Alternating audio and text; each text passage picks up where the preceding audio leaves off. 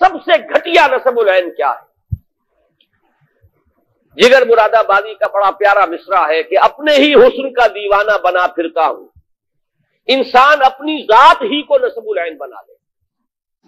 میرا غلبہ، میرا اقتدار، میری حکومت، میرے لیے دولت، میرے لیے عزت، میرے لیے شہرت، بس یہ حصول جو ہے اس کے لیے بھاگ دوڑ، محنت، کوشش، جد و جہد، یہ بھی ایک نسب العین ہے۔ آسانی سے دولت بھی حاصل نہیں ہوتی، دن رات کی محنت سے دولت ملتی ہے۔ آسانی سے شہرت بھی نہیں ملتی، بڑی بڑی راتوں کو جاگ کر انسان جو ہے وہ کام کرتا ہے جس سے اسے شہرت مل سکے۔ آسانی سے دنیا میں غلبہ بھی حاصل نہیں ہوتا، یہ چھوٹی سی کارپوریشن ہے، اس کا صدر بننے کے لیے بھی کیا پاپڑ بیلنے پڑتے ہیں، اور کوئی چھوٹا سا ملک ہو، اس کا صدر یا وزیر اعظم بننے کے لیے کیسے کیسے ہفت خاں طے کرنے پڑتے ہیں۔ تو آسان کام کوئی نہیں ہے ان میں سے، لیکن یہ بھی ایک نسب العین ہے، اپنی ذات، اپنا اقتدار، اپنا غلبہ، اپنی دولت، اپنی شہرت، ذاتی وجاہت، یہ بھی ایک نسب العین ہے۔ لیکن جس انسان کا یہ نسب العین ہوگا، اب آپ خود سوچ لیجئے، انتہائی دنی و تباہ انسان ہوگا، انتہائی پست فطرت انسان ہوگا۔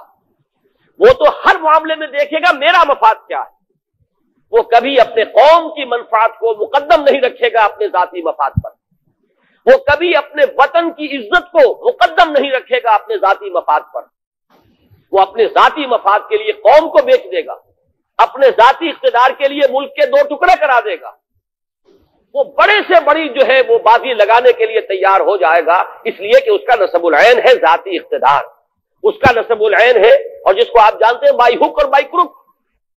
جب معین یہ ہو گیا مجھے تو اپنا اقتدار مطلوب ہے، مجھے سربلندی اپنے لیے چاہیے، میں دولت جمع کر لینا چاہتا ہوں، زیادہ دولت جمع کرنے والا انسان کس کس پستی میں گر رہا ہے؟ آپ کا یہی شہر کراچی ہے جس میں گھی میں ملاوٹ کی گئی اور اس طرح کی ملاوٹ کی گئی کہ کتنے ہی لوگ تھے جن پر فالج ہوا تھا ایک زمانے میں، آپ کو یاد ہوگا، اس لیے کہ گھی کے اندر ایسی چیز ملا دی گئی تھی اپنے چند ٹکوں کے حصول کے لیے، انسانوں کی صحت سے کھیلنے والے۔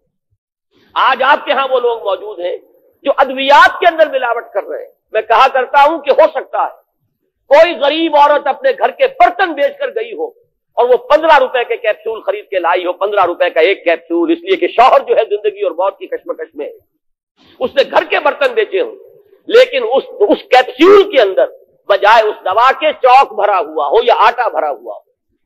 یہ آپ کے اس ملک میں ہو رہا ہے۔ تو معلوم ہوا، اچھی طرح سمجھ لیجئے، وقت کم ہے، ایک ایک چیز کو اچھی طرح سمجھ کر ذہن نشین کیجئے کہ اگر نسب العین اپنی ذات ہے تو وہ شخص اخلاقی اعتبار سے پست ترین سطح پر ہوگا، وہ قوم کو بیچے گا، غداری کرے گا، ملک سے کے خلاف جو ہے کوئی قدم اٹھا لے گا، اسلحہ خرید رہا ہوگا کوئی بڑا اہم انسان، اور اس میں بڑا کمیشن لے کر گھٹیا مال لے آئے گا، اور ہو سکتا ہے کسی محاذ پر کسی وقت ایسی صورت ہو کہ بالکل فیصلہ کن مرحلہ آ گیا ہو کہ ادھر یا ادھر، اور ایسا ہوتا ہے، کوئی ایک محاذ کے اوپر فیصلہ پوری قوم کی قسمت جو ہے اس کا فیصلہ بن سکتا ہے، اور ہو سکتا ہے اس وقت جب کریٹ کھولے جائیں تو معلوم ہو اس میں جو اسلحہ نکل رہا ہے وہ معیاری نہیں ہے، تو آپ سمجھیے کہ پوری قوم کی قسمت سے وہ شخص کھیل رہا ہے جس نے اپنے بینک بیلنس کے اندر ملک سے باہر چند کروڑ روپے جمع کرنے کے لیے اس نے گویا کہ پوری کی پوری قوم کے مستقبل کو داؤ پر لگا دیا ہے۔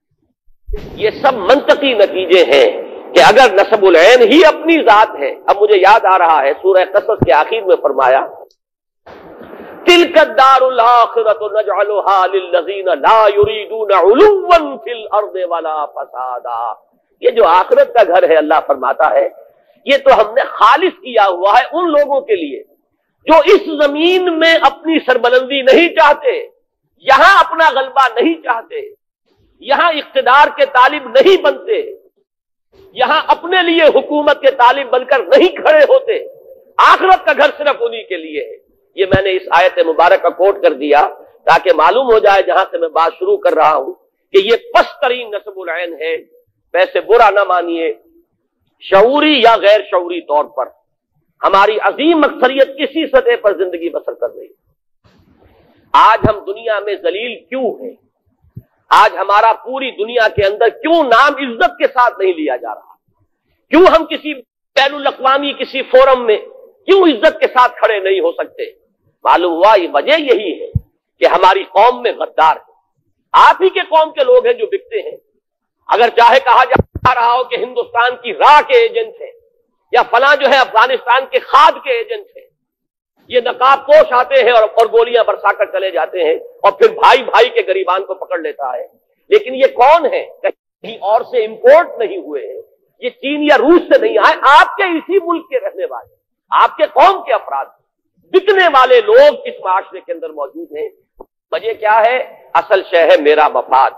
मुझे इतने लाख रुपए मिल रहे हैं, मेरे लिए ये मनफात है, मुझे ये फायदा नजर आ रहा है। यही वजह है कि कौमी और मुल्की सतह पर हम इस वक्त जलीलो खार हैं। उसकी वजह यही है कि हम में से अक्सर पाकिस्तानी मुसलमानों की अक्सरियत अगर गरीबान में झांके तो महसूस ये होगा कि हमारे सामने कोई नस्बुल ऐन नहीं, कोई आला आदर्श नहीं, कोई ऊंचा नस्बुल ऐन नहीं।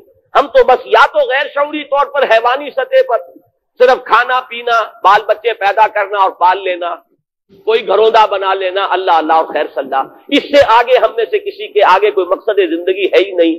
या तो हम गैर शऊरी तौर पर इस सतह पर, हैवानी सतह पर जिंदगी बसर कर रहे हैं, और जो लोग चलत फिरत करते नजर आते हैं, भाग दौड़ करते नजर आते हैं, जो जलसे करते हैं और जो बड़े बड़े पोस्टर शाये करते हैं, जिनकी खबरें अखबारात में छपती हैं, उनकी अक्सरियत का हाल यह है कि जाती इख्तिदार, जाती गलबा, जाती दौलतमंदी, जाती शोहरत से आगे उनके सामने नस्बुल ऐन नहीं है, इल्ला माशाअल्लाह। इस्तिस्नाआत होंगे, लेकिन यह कि अरबी का एक मकूला है कि हुक्मुल अक्सर हुक्मुल कुल, अक्सर की जो बात होती है वही कुल की शुमार होगी। हमारे पास इस वक्त अक्सर व बेशतर लोग जो है वो इसी रहते हैं।